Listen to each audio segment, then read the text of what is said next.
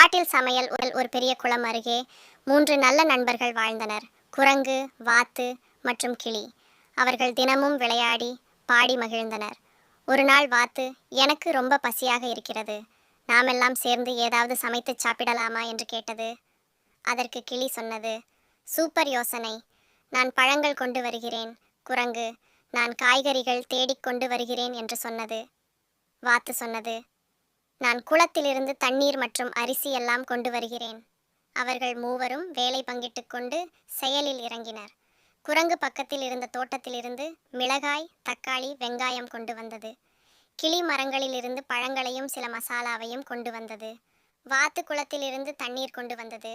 அவர்கள் மூவரும் சேர்ந்து அடுப்பு வைத்து ஒரு பெரிய காய்கறி சாதம் செய்தார்கள். வாத்து கலக்க, குரங்கு சுவை பார்க்க, கிளி உப்பு சேர்க்க எல்லாரும் வேலை செய்தனர்.